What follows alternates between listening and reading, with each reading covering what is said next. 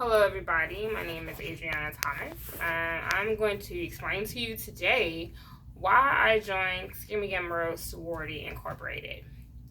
Well, a lot of people have had some controversial videos in here saying that you're reliving slavery through Sigma Gamma Rho, you're trading your soul in if you join the Divine Nine sorority, which it depends on how you interpret. I don't find that true. There was a video in here saying that people have denounced their letters for SG-Rho, and I'm going to explain the reason why I joined SG-Rho.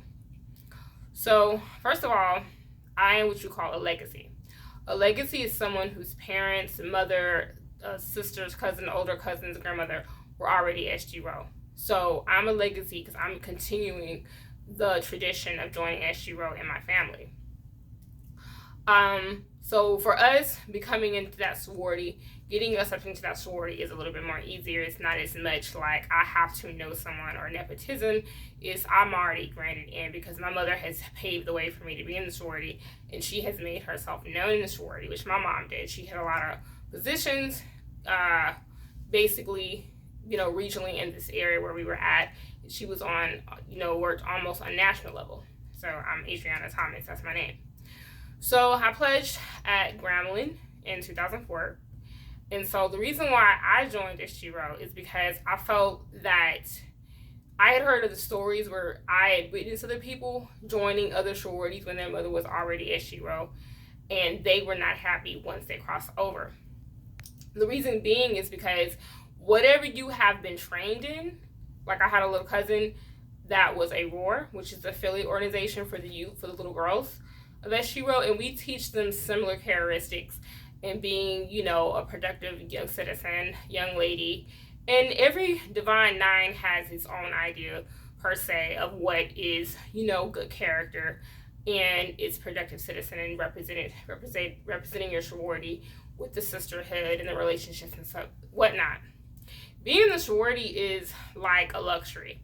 It costs money to be in it. It's not something you have to do, but for certain persons, it's an extra outlet. It's social. It's like your second family. You have a bond with these sisters. You make a pledge to these people and say, I'm going to, be there to support you. We're always doing community service, being influential in the community, especially for the Black community in helping youth, supplying supplies for needy students, and so forth. We have supply shoes. So we do a lot of stuff on a national level, and we are partnered with organizations to be a beam of light in the organization and exemplify community service. I stayed with SG-Rho, and now people are saying, well, why didn't you join AKA? You don't even seem like you'd be SG-Rho. Even though SG-Rho seems like, it's the baby of the Black sororities of D9. It was the last. They were founded in 1922, incorporated in 1929, but they, per se, are not like the ones in the front, like AKA and Delta.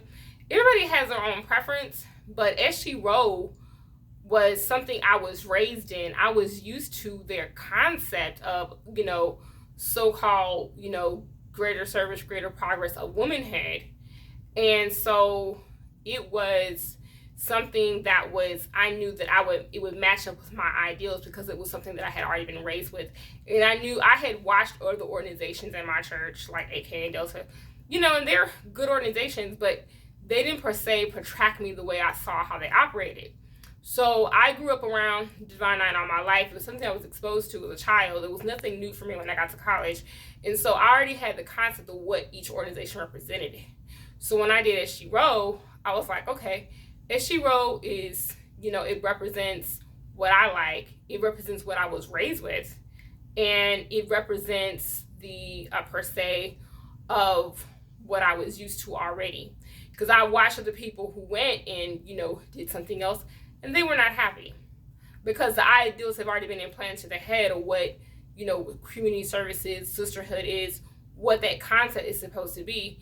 We know it's a matter of preference. They all have the same focus, but the way it's done is differently. And so they weren't happy when they got through. So I understood when I got through and I pledged SG-Rho, I would be happy with that organization.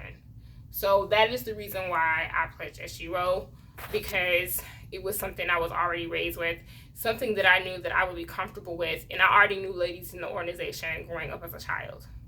So that is the reason why I pledged SG-Rho. You don't know the process, even if you looked up some of the things initiation rituals and stuff that are done, like one lady said she knew the rituals and said that it was satanic because you're bowing down to someone. Those things I'm not supposed to let you know, but those things are misconstrued. They are it's a misinterpreted. You don't really know what goes on in the organization unless you have firsthand experience what it is and understand what those things are in the organization.